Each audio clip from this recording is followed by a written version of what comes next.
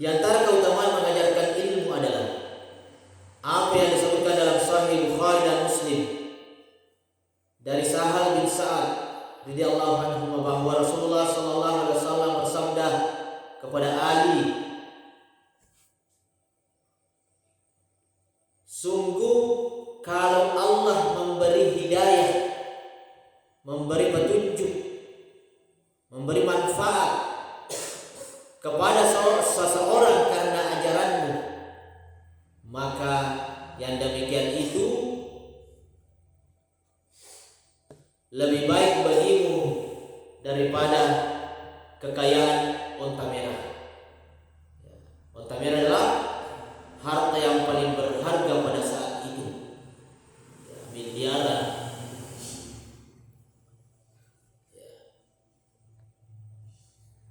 Rekon kasih tahu lolongan hidayah, lolongan petunjuk. Ya ada tu makada mapahang iri tujun nagamay. Na pego isin di perintah wa Allah Taala ya ada gamay ka. Na sabari ini pura poda-podangi, ini pura rampe-rampengi, ya poda-poda pawangi. Anu tengah kami mudah-mudahan bawa maka dalau ki kepengajian tu kawannya ke rumah Quran atau subuh tidak ke kultum taci nampak. Nah sabari na guru agama na pego yoro pasuran buang Allah Taala. Agar nasa nabita masyarakat sing itu nania ya onta merah, onta macam lah, onta merah, onta masoli kami nama masoli ro. Ya nulek kue ada kami nama masoli ro. Ya sarana sana untuk kami nama masoli. Ya, paling ini kue alparmi ya 1 M. Ya, ini mahal onta merah. Ini kelebihannya orang yang mengajarkan ilmu, mengajak menjadi sebab orang mendapatkan ilmu. Mengajarkan seorang saja mungkin tentang huruf alif, ba, itu sudah luar biasa. Ya, apalagi mengajarkan hadis-hadis, ayat-ayat, mengajarkan tata cara masuk masjid, keluar masjid, berwudu, masuk WC, itu semua hal-hal yang bermanfaat. Ibnu Abbas berkata, ketika seseorang mengajarkan kebajikan kepada orang lain, maka seluruh binatang melangkah. Kolo-kolo sini na yoro kolo angkat sama kawan tanai, angkai makendre, angkai waktu dan lain sebagainya, hingga ikan paus di dalam lautan. Maka do kolo kolo angkai kolo na kasih ikan paus paling mariawa orna. Ya ada ikan-ikan kecil. Ya sini nero olo-olo makaloloe, olo-olo keko tasini, wai saloe, memohon ampun untuknya. Ya, dia akan memintakan ampun kepada orang yang mengajar itu. Ya Allah, ampunilah si fulan, ya, ampunilah dia. Ya, buat ada kue kasih riado, apa guru, nera kau yang masih nera tolong mengkali ceramah, nera tolong umroh, ya. Dia akan dimintakan ampun oleh binatang-binatang pun. Ya. Ini diriwayatkan pula yang serupa dari hadis yang marfu kepada Nabi Sallallahu Alaihi Wasallam. Jika dikatakan mengapa ikan paus juga ikut beristighfar terhadap seorang guru, jawabannya adalah bahwa ilmu yang diajarkan bermanfaat untuk segala sesuatu, bahkan juga kepada ikan paus. Bayangkan, maga sih nang kayo olo ero melodual loko buang Allah Taala, melodual ero tawang ke magpaguran pa bisanna, magpaguru tujunna agamay. Termasuk nangi kampus. Nasabah ternyata nareko angka tahu mapa guru koro decengi make gunati tania loko bawa padana rupa tahu nekana molo kolo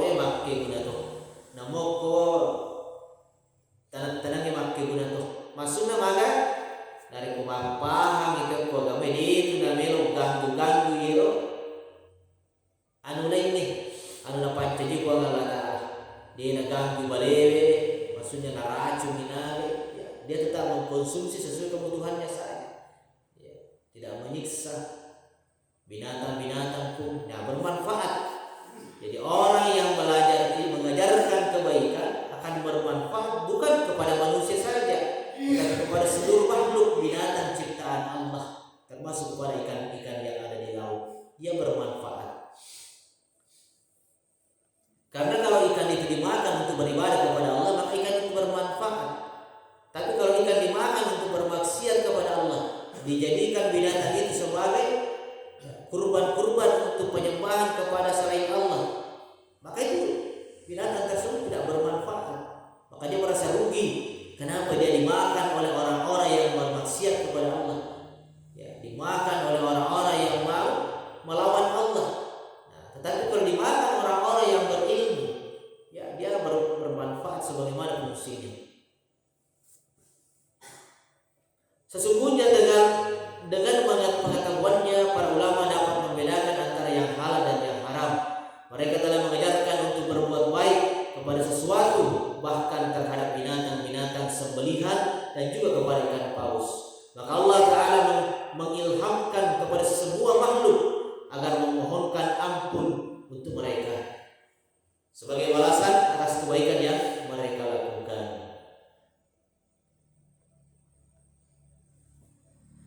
Dalam sebuah hadis dikatakan dari Abu Musa radhiyallahu anhu, dia berkata, Rasulullah sallallahu alaihi wasallam bersabda, sesungguhnya perumpamaan, petunjuk dan ilmu yang diberikan Allah kepadaku adalah bagaikan hujan yang turun ke bumi.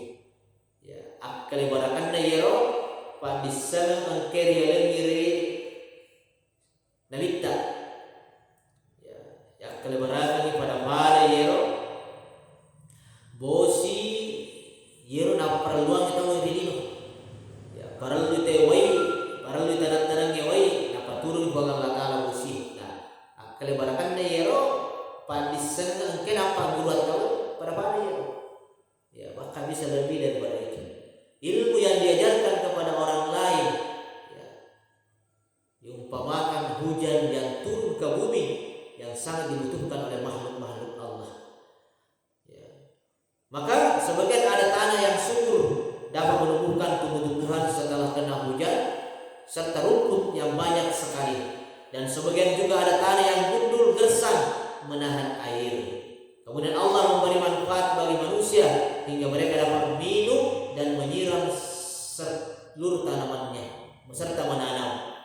Dan ada beberapa tanah yang hanya keras kering, ada tidak dapat menahan air dan tidak pula menumbuhkan tumbuh-tumbuhan. Ya, demikianlah perumpamaan orang yang pandai di dalam agama Allah dan mempergunakan apa-apa yang telah diberikan Allah kepadaku lalu mengajarinya. Dan perumpamaan orang yang tidak mau mengajarinya dan tidak mau menerima petunjuk Allah sebagaimana aku telah diutus dengannya. Ya, diriwayatkan dalam Sahih Bukhari dan Muslim. Lihatlah hadis ini, semoga Allah mencurahkan kesayangan kepada kita semua.